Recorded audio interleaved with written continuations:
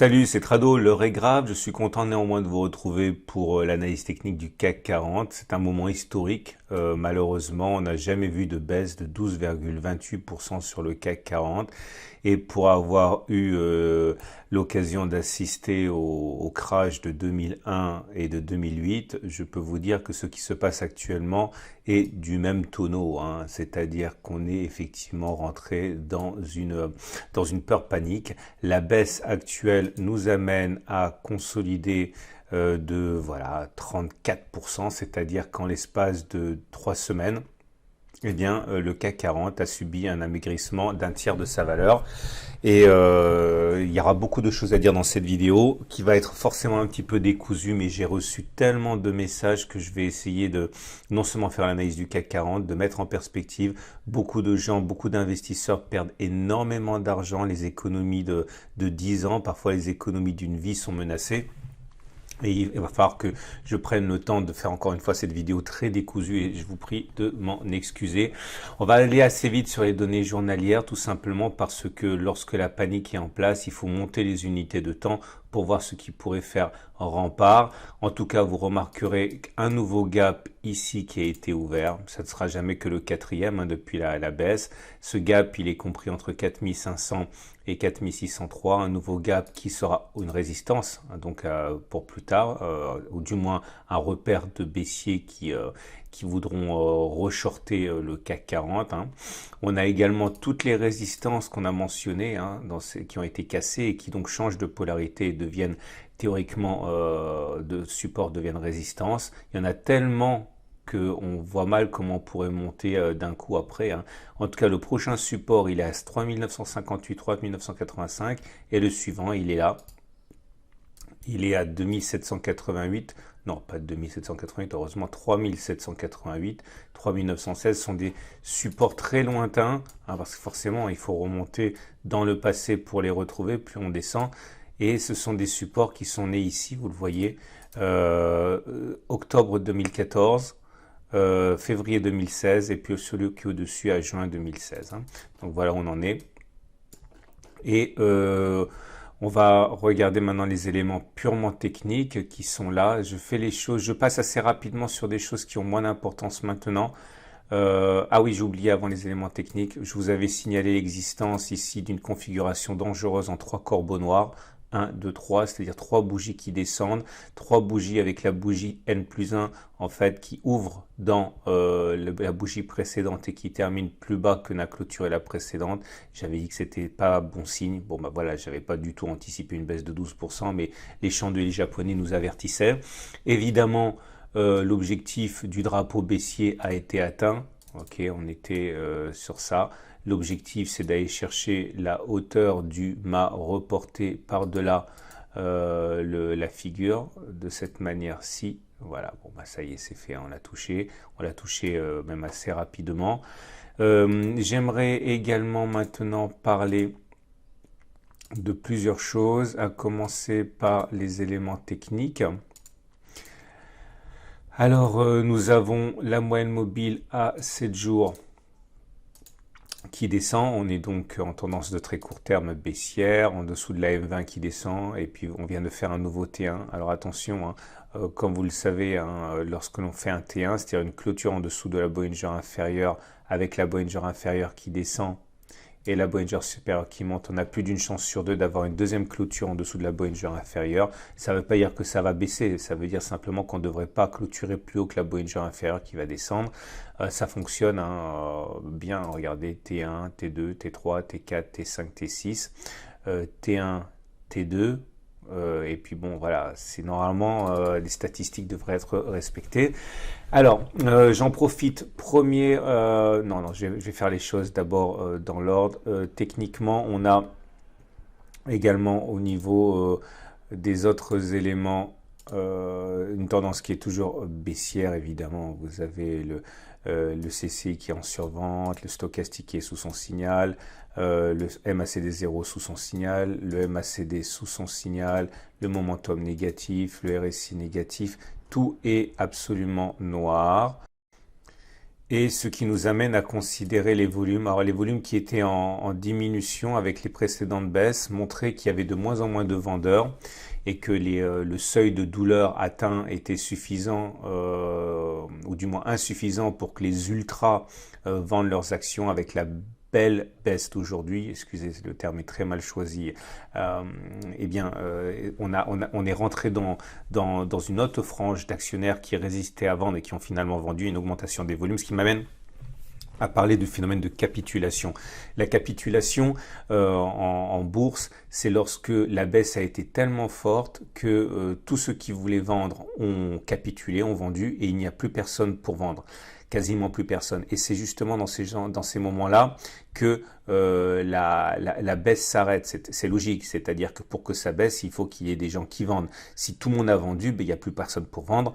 Et du coup, le décalage fait que les acheteurs reprennent la main sur les vendeurs, puisqu'il n'y a plus de vendeurs tout simplement, hein, et le mouvement peut s'inverser. La question est de savoir si cette bougie est une bougie de capitulation. Je ne peux pas le savoir, je n'en sais rien. En tout cas, ce qui est sûr, c'est qu'il y aura une forte hausse des volumes lors du mouvement de capitulation, et c'est à ce moment-là effectivement qu'on pourra se demander si le mouvement touche à sa fin. Hausse des volumes nous rapproche du moment où les vendeurs vont s'épuiser en nombre et qu'il n'y aura plus que des acheteurs sur le terrain, ce qui amènerait donc une inversion de tendance. Mais voilà, ça me semble pas être pour tout de suite. Regardez l'Ishimoku maintenant. Et cet Ishimoku nous montre plusieurs choses. Tout d'abord que la tendance, elle est évidemment toujours baissière au regard de cet outil, puisque les cours sont toujours en dessous de la SSA qui descend, de la SSB qui descend, de la Kijun qui descend, de la Tenkan qui descend. Il n'y a absolument rien de haussier, si ce n'est que on s'éloigne très fortement, j'ai envie de dire même historiquement, de la Tenkan. L'élastique se tend, et plus ça se tend, plus il y a des chances pour que ça se détende. Évidemment, c'est toujours pareil, hein, on ne peut pas savoir à quel moment le mécanisme va s'enclencher dans le sens inverse, mais les baissiers sont un petit peu dans une situation dangereuse s'ils initient des trades maintenant.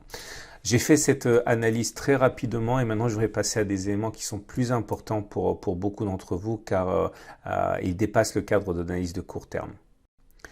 Alors je vais commencer par m'intéresser à un petit discours sur le trading. Ok, comme vous le savez, moi j'avais engagé un trade haussier, hein, sur le setup Tradobull.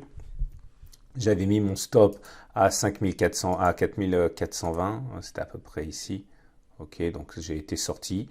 J'avais pris, alors je fais cet aparté qui va pour beaucoup sembler complètement inutile, voire anecdotique, mais c'est très important parce que forcément il y a trois types de traders, hein, enfin trois types de trades actuellement qui sont mauvais, en particulier le trade de celui qui veut se venger contre le marché en vendant à découvert, celui qui veut se profiter des bonnes affaires, hein, c'est le fear of missing out, c'est-à-dire la peur de manquer et qui veut acheter parce que c'est pas cher. Et puis ces deux trades, hein, le troisième est moins important, ces deux trades amènent justement des comportements qui sont extrêmement dangereux. Alors première des choses à noter, vous savez, j'avais un setup Tradobull ici, ça avait fonctionné, on est allé chercher la M7, là j'ai un autre setup Tradobull, on n'est pas allé chercher la M7, ok, régulièrement, mais je vous invite à vérifier sur vos graphes. Ça fonctionne plus souvent que ça n'échoue, c'est pour ça que c'est un setup que je garde. Je suis très content d'ailleurs de l'avoir partagé avec vous, mais c'est pas la question ici. Le fait que ça n'ait pas fonctionné ne change rien au fait que significativement ça ne l'a pas été pour moi. C'est-à-dire que j'ai parié comme d'habitude, j'ai tradé 0,5% de mon capital. Ok, c'est-à-dire que j'avais mis un stop à 4420, j'ai calculé ma taille de position de telle manière que même si l'indice perdait 6% pour aller chercher mon 4420 ici, eh bien en valeur de perte, ça correspondait de toute manière à 0,5% de mon capital, comme ça a été le cas pour les autres setup Tradobull que j'ai tradé. Donc il faut vraiment comprendre ça. Si vous voulez trader, vous devez impérativement, de toute manière, avoir conscience que vous devez être en contrôle constamment de vos pertes. Sinon, vous êtes ruiné, mais vous ne le savez pas encore. Ça prendra 6 mois, 1 an, 2 semaines, mais vous avez déjà perdu tout votre argent, sauf que vous l'ignorez. Donc, il faut impérativement mettre des stops rigides, ok? Rigides, vous savez dès le début combien vous allez perdre. Ne vous permettez pas d'être large avec cette notion. Deuxième chose. Acheter maintenant est extrêmement difficile parce que on est dans une panique baissière. Ok, je pense que voilà sur mes deux trades, mes deux derniers, bon, depuis que je fais des trades sur le CAC 40 depuis 2020, je pense que j'ai partagé 5 trades avec vous. Il y en a 3 qui ont été gagnants, 2 qui ont été perdants. Ok, y compris si j'étais haussier. Ok, donc ça veut dire que il faut comprendre que si vous achetez maintenant, c'est super risqué. Ok, mais ça ne veut pas dire pourtant qu'il faut trader à la baisse, parce que si vous tradez à la baisse, tout une question de ratio gain-risque. Vous mettez où vos stops si vous tradez à la baisse demain?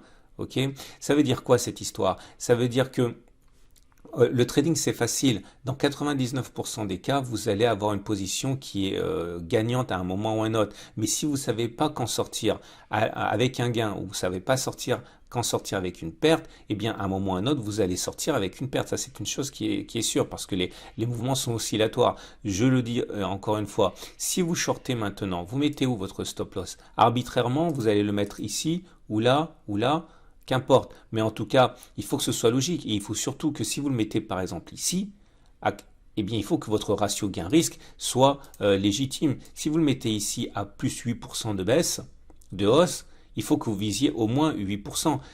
Ok, et vous n'avez, si vous mettez votre stop loss n'importe où, il a toutes les chances de se faire toucher. C'est-à-dire que là, clairement, si vous mettez votre stop loss, logiquement, ça serait soit au-dessus du gap, ok, soit au-dessus en tradant la baisse, hein, soit au-dessus de la M7. Ça veut dire que votre stop loss, si vous le mettez au-dessus du gap, voilà, c'est un stop à 15%. Si vous le mettez au-dessus de la M7, c'est un stop à 20%.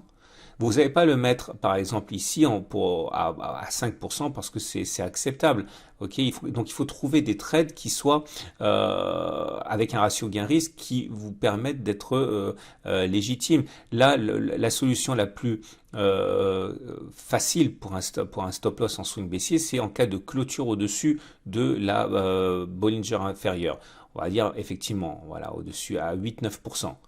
Ok, c'est un stop qui est légitime puisqu'il serait déclenché si on repasse au-dessus de la Bollinger inférieure qui est résistance et si on repasse au-dessus de la résistance ici qui est également difficile à passer. Mais du coup, pour que ça vaille la peine, il faut que vous visiez au moins 9% à la baisse. Et dans une période où on est déjà perdu moins 12% rien qu'aujourd'hui. Vous voyez, donc ne soyez pas naïfs et n'ayez pas cette volonté de vouloir vous refaire, vous allez simplement accélérer vos pertes. Et ne soyez pas non plus trop gourmand pour vouloir acheter des choses qui ont beaucoup baissé, parce que vous voyez, les paliers sautent les uns après les autres. Donc si vous n'êtes pas extrêmement expérimenté actuellement, ne tradez pas. Franchement, c'est pour ça que j'ai à titre personnel arrêté de mettre les matrices intraday sur mon blog depuis une semaine, parce que j'ai bien senti que c'était un pouce au crime. Ok, il fallait pas vous inciter à trader si vous êtes débutant dans ces conditions. Hein. Maintenant, je vais vous montrer autre chose. On passe à l'analyse de plus long terme pour les investisseurs. Voilà, ce que vous avez sous les yeux, on peut difficilement faire plus long terme, c'est une analyse en données trimestrielles. Chaque bougie correspond à un trimestre de cotation. Voilà le crash de 2001, voilà le crash de 2007-2008 et voilà celui de 2020. Si vous pensez que le crash auquel nous assistons actuellement est justifié par des éléments économiques aussi graves et aussi importants qu'en 2001-2007, vous devez vous attendre à une baisse aussi importante, c'est-à-dire 65% en 2001, 60% en 2007, et ça voudrait dire retourner dans cette zone-là, en tout perdre 60%. Est-ce que c'est légitime? Est-ce que la situation est aussi grave maintenant, économiquement parlant, que lors des précédents crashs? Je n'en sais rien. Si je le savais, je serais milliardaire, puisque je prendrais un pari en ce sens. Mais en l'occurrence, je ne sais pas. Maintenant, on va pas y aller de manière rectiligne. On va jamais de manière rectiligne. Regardez ici. Non, on va rarement de manière rectiligne. On peut aller de manière rectiligne, mais en données trimestrielles, c'est plus délicat. En tout cas, on est sur une zone de support ici. Ok, cette zone de support, c'est une zone de résistance qui a été cassée et qui a changé de polarité. On voit bien comme elle a joué un rôle de support. Est-ce que la magie va opérer actuellement à moins 34% et va-t-on avoir une augmentation? Je n'en sais rien. Mais en tout cas, si cette zone lâche, normalement le prochain support, il est ici. Pour les mêmes raisons. C'était une zone de résistance pendant 3 trimestres, autrement dit quasiment un an. Okay, avant de casser, changer de polarité. Donc ça nous amènerait à une baisse globale de moins 45%. Autrement dit, par rapport au niveau actuel, ça voudrait dire perdre encore sur les niveaux actuels un autre 15%. Si cette zone lâche aussi, le prochain support, ben vous l'avez compris, il a moins 60% de baisse par rapport à l'origine. Ça veut dire par rapport au niveau actuel, encore encaisser 30 à 40% de baisse. On ne sait pas ce qui va se passer. Encore une fois, ce qu'on sait, c'est que la baisse va s'arrêter sur un support. Mais quel support? On ne peut pas le savoir. Ce qui est sûr, c'est que plus le support est de long terme, plus il a de chances de tenir. On pensait que c'était la fin en 2007. Tout le monde pensait que l'économie mondiale allait s'effondrer et arriver à zéro.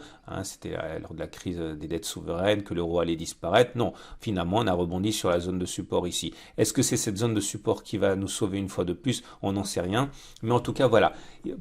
Si vous vous demandez jusqu'où ça peut aller, eh bien ça peut aller, si c'est comme les 2 dernières fois, jusqu'ici. Ok, c'est-à-dire jusqu'à 2400, 2700 points sur le CAC 40. Si c'est moins grave, eh bien on est sur une zone de support et on est sur une autre zone de support ici entre 3400 et 3583. L'avantage de cette zone-là, c'est qu'elle correspond à une oblique ici de long terme. Donc ça sera un double support.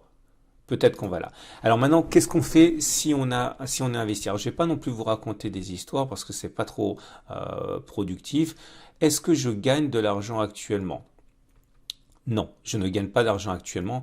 Est-ce que je perds de l'argent actuellement? Oui, je perds de l'argent actuellement. Alors, si on prend les choses une par une, j'ai un portefeuille de court terme et de moyen terme. Vous savez, j'ai sorti toutes mes positions à 2 semaines. De toute façon, je l'avais dit sur le site, etc.